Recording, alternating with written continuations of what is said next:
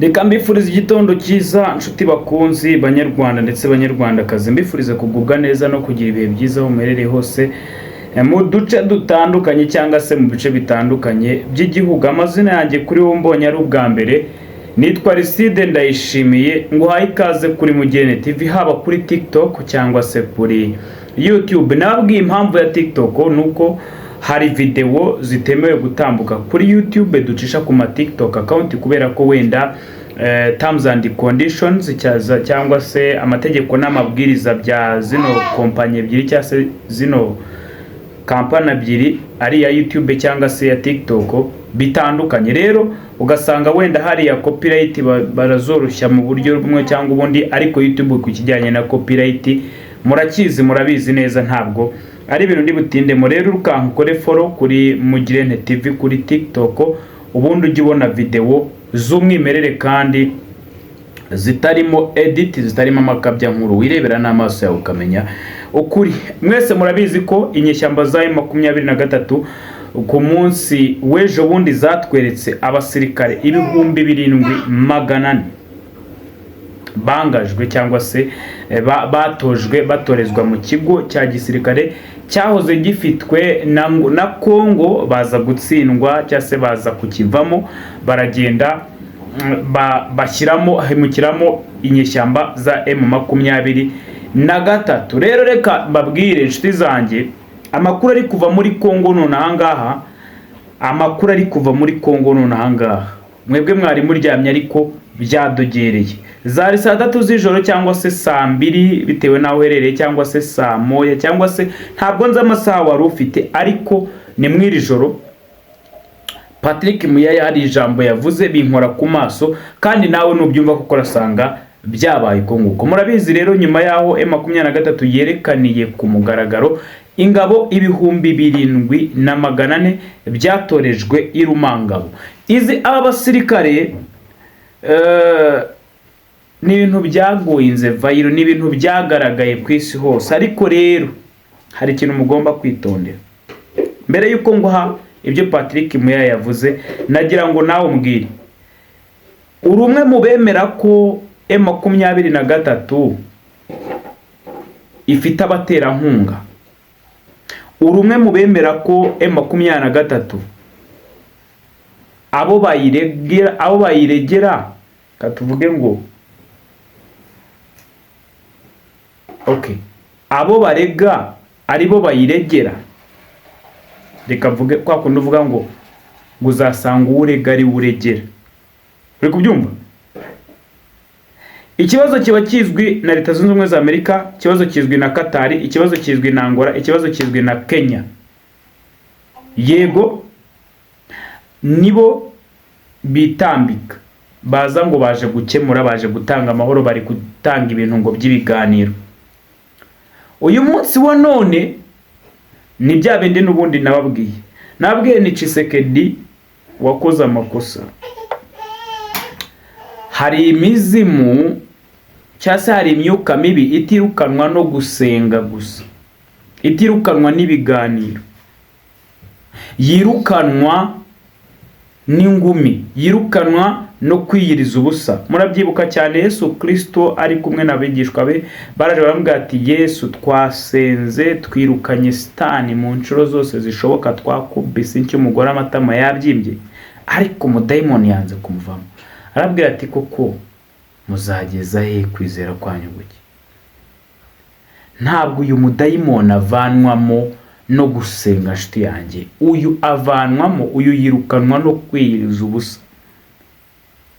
Ntabwo ari buri muri dayimoni wese bavuga ngo aya. Hari no ngo urwara ngo igifu, ngo bakajya wese fata amasengesho yawe wiyiriza ubusa iminsi yawe 2 cyangwa 3, urebe ko icyo gifu kidakira. Rero inyeshyamba za M23 Tshisekedi system yayirwanyemo na Kongo bayimufatana, nkuko nabivuze. M23 yetaga hash decision, imyanzuro igoye idasobanutse iteye n'ubwo. ya yindi Kagame yakoresheje kugira ngo yirukane abacengezi i Musanze, yirukana abacengezi za Ramba, yirukana abacengezi za Rutsiro, mwayo mashyamba yo gutema n'ingurube, ukayitema n'inkoko, ukayitema n'urukwavu, ukarutema n'ibigori, ukabitema n'insina, ugatema, ntusige ikintu icyo ari cyo cyose gihumeka mu nzira. Iyo niyo system. Kuko babandi batari ibyitso, babandi batari abicanyi, batari ibyihebe, bahita bava mu nzira. Nibo bantu ba mbere bitandukanye n'abati twebwe ntabwo turimo mu gihe hariya. Noneho rero amasaha 20 n'aya izo nyishyamba zawe zitakiri muri utwo duce, ariko byaramunaniye ajya gukoresha ya nzira wakwirirwa. Uribuka ko Petero ubwo yarobaga na ba Yohana ngo bakesheje ijoro n'umunsi, baraye baroba, birirwa baroba bageze saa 9 z'umugoroba. Yesu Kristo nibwo yarababwiye ati vipi murakora iki wa mugabo yabyihore, twaraye ijoro n'ubu tugejeje amasaha ntafi nimwe twafashe. Ataha muri rero ntabwo ariho barobera, mwigize hirya gake, ati kuko bivuze reka mbikore. Rero n'uyu mugabo ibintu ari kurwana niyo Kinshasa na Kongo bayigufatana nshuti y'Imana, Kongo yose bayitwara, ariko hinduramo gake urebe byikora byonyine. Ufite imbunda, ufite za Sukoyi, ufite abasirikare nubwo wenda n'abandi kiriya, just umwanzuro uteye ubwo bukaba ukandikwa mu mateka y'isi. N'ubundi waranditswe nibyo, wanditswe nka perezida wacuruzaga pizza, nk'umugabo wacuruzaga pizza ukaza gutaninga ubaye perezida, ariko noneho ukeneye amateka ku buryo no mu isi no mateka y'isi bazajya bagusoma nk'aba Napoleon, bazajya bagusoma nk'aba Mussolini, bazajya bagusomaho ku buryo isi yose izakwigaho uburyo wirukanye inyeshyamba utwitse umujyi wose. Nayabakoreraho nabakoreraho amateka. Ndacyabivuga, Kongo amabuye ifite, mwatwika Goma mukongera mukayubaka, mukongera mukayitwika, mukongera mukayubaka, mukongera mukayitwika nk'inshuro 10, kandi mudashonje, mudakennye, mutagiye kuba abashomeri. Reka twihute rero nkwereza amakuru yanjye. Icyo navugaga ntuzasanga Kongo abirega ari biregera nshuti yanjye. Tega amatwi wumve. Ni guverinoma ya Kongo yamaze kwamagana bikomeye igikorwa cy'umutwe w'inyeshyamba za 23 nyuma yuko zerekanye ku mugaragaro ko bari kwinjiza abasirikare bashya barenga 7,000 mu kigo cya gisirikare cyahitwa Rumangabo mu karere ka Rucuru, intara ya Kivu y'Amajyaruguru, nk'uko byatangajwe n'umuvugizi wa guverinoma Patrick Muyaya. Iki gikorwa gifatwa nk'icyanyuranyije n'amasezerano y'amahoro kandi cyasohorewe na raporo izoherezwa mu bihugu bihagarariye ibiganiro byo kugarura amahoro nk'uko twavuga Katari ndetse na Leta Zunze Ubumwe za Amerika. Muyaya kandi ashinzwe uyu mutwe kuba warinjije bamwe mu barwanyi ku gahato, harimo abasirikare n'abapolisi bafatiwe mu mujyi wa Goma no muri Bukavu. Abo bafashwe bakaba bari mu mubare w'abagombaga kuguranwa cyase impindurana y'imfungwa hashingiwe ku masezerano ya Doha. Kinshasa ivuga ko kuba M23 ikomeje kwagura ingabo zayo nyamara ari uruhande rwemeye inzira y'amahoro ari ikimenyetso cy'uko igikomeje ibikorwa byo gusenya umutekano mu burasirazuba bw'iki gihugu cya Kongo. Ayo niyo makuru nguhaye, ni kuva kwa Patrick Muyaya.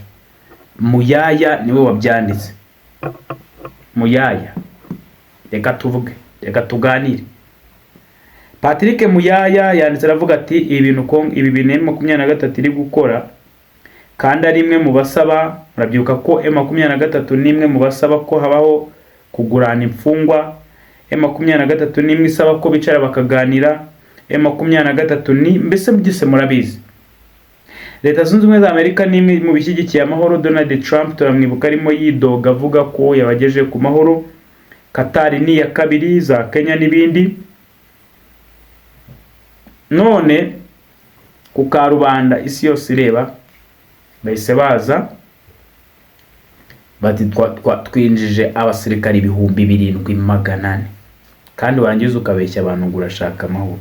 Uretse ko ushaka amahoro mu kinyarwanda cyiza kandi arambye ategura intambara. Ushaka amahoro neza, ushaka amahoro arambye azamara igihe, ategura intambara. Ngaho Leta Zunze Ubumwe za Amerika irongera gushinja Kongo. Mu gihe ivuga amahoro, inyeshyamba zikinjiza abasirikare. Yavuga guhagarika imirwano, inyeshyamba zigakora training. Aho ngaho ntabwo mureba ko muguye mu mutego mwabantu mwe. Sinzi wabagiriye inama, sinzi wababwiye kuza kuri televiziyo umwerekana uburyo muri abagabo mwagiye, ariko ndabona hano mwakoze nabi. Makenga cyangwa Wiringoma, umuntu waba wababwiye kano kantu kugakora yabashutse, yabagurishije amahuri. Ako na kamenyetso simusiga kuko mushaka kwigumura. Ako na kamenyetso simusiga kuko mwamaze kwigira ikindi gihugu mutakigengwa n'amategeko ya Kongo. Ako na kamenyetso simusiga kuko mudakeneye amahoro, kuko muri gutegura abarwanyi. Umbwira abantu 7,000 niba ngombwa ko M23 isubiza uduce twose yafashe, 7,000 bazasubira muri Nyiragongo. Ntabwe nibingibi bisaba ubwenge, ibintu bisaba ukuri. Ibi bintu bijyaye 23 na Kongo bisaba kudahengama, kutagira uruhande uhengamiramo, ugakoresha icyo twita ukuri kugaragarira buri wese. Abantu 7,000 ngo bajye muri Nyiragongo, mu gihe n'abandi yari ifite twe tutazi umubare wabo. Nshobora kubwira ni tegereza ituranye na heba ukandakarira, ariko niko kuri. Wampa subscribe utayima. Inyeshyamba za M23 bizarangira ari abasirikare nkuko RPF, RDF, RPA, reka mvuge RPA, ntaza kuvuga RPF cyangwa se RDF mukagira ngo ndabeshya, nkuko inkotanyi zabigenje. Byari ibyihebe muri 90 na kangahe bari inyeshyamba, ariko ubu ngubu babaye abasirikare bita RDF. Bivuze iki?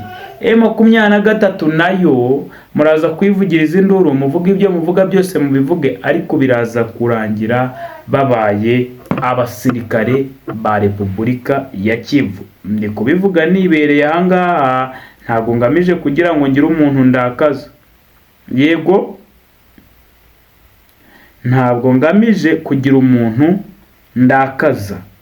Ndi kubikubwira mbigamije, ndi kubikubwira mbihagazeho n'amaguru yanjye yombi, n'amaguru yanjye yombi n'umutwe wanjye wose. Ntutekereze ko namba M23 izasubira inyuma.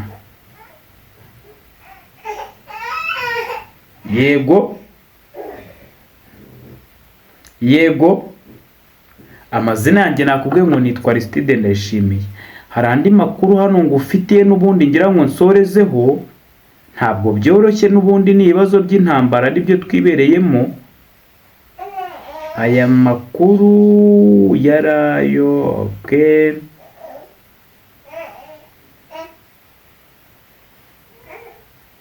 Yarayo kuwa 3.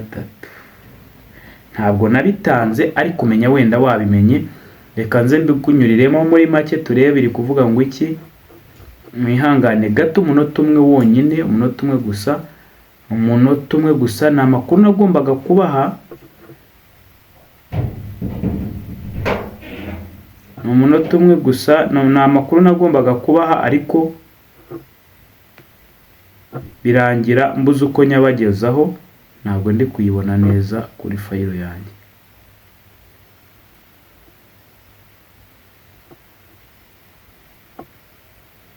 Reka turebe. Okay.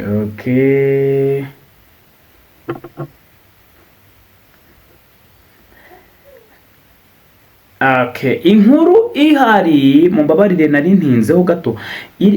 M23 berekanye abasirikari 7,000. FARDC yinjije 14,000. Ngo amakuru reka mbigushyireho mu Kinyarwanda neza, mbigusomeye neza. Biri mu Gifaransa, reka mbishyire mu Kinyarwanda cyiza. Kambishyire mu Kinyarwanda cyiza kugira ngo okay.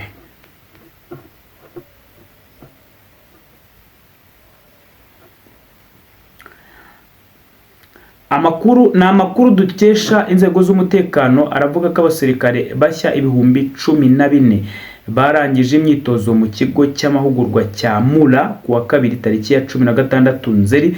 Aba basirikare bashya bahawe ibikoresho byabo kandi biteganyijwe ko vuba bazoherezwa ku mirongo y'intambara. Ibi birimo impungenge n'amatsiko. Ese wakwibaza, iyi ni intangiro y'intambara ikomeye cyangwa se ni inzira iganisha ku kurangira kwayo? Amakuru akomeje gucicikana mu nzego z'umutekano avuga ko intwaro zikomeye zagejejwe muri Kongo zirimo indege 7 z'intambara Sukhoi 25 enye na Sukhoi 35 eshatu hamwe na drone n'utudrone twinshi tw'intambara, ariko kubera impamvu z'umutekano izo ntwaro zakiriwe ntiharatangazwa. Abasesenguzi baravuga ko bishoboka ko ubu buyobozi bwa Kongo bushobora kuba bwamaze gusobanukirwa ko kugira ngo amahoro agaruke bisaba gukoresha imbaraga zikomeye mu rugamba. Ariko kandi hari inkuru zivuga ko aba basirikare bashya badakwiye gushyirwa mu maboko y'abayobozi baticemo ibice, barangwa na ruswa cyangwa se bafite aho bahuriye n'abakabirije mu butegetsi bwa kera. Abenshi basaba ko hashyirwaho ubuyobozi bushya bufite ubunyangamugayo kugira ngo abo basirikare bashya bayoborwe neza mu mirwano. Iyi nkuru yacu yavugaga ku ngabo za Kongo FARDC. Turacyabategurira indi nkuru ku bantu. Nababwiraga nti inshuti zanjye, uwo n'umuntu wambwize gutya arambwira atereka ngo usobanure. Na urumva ko nuza FARDC yamaze kubona tayari drone S35 eshatu ifite Sukhoi. Iyi Sukhoi murayizi cyane. Sukhoi kandi burya ntabwo iramanuka, ariko niba bafite Sukhoi 25 bagaba bafite Sukhoi 35, urumva ko byanga byakunda ibintu bigiye kujya byajya mu buryo. Na Aristide Ndayishimiye nagusabaga ngo niba ntakugoye nkorere subscribe undi dukomeze tubane. Mana y'amahoro ibane nawe, gira igitondo cyiza.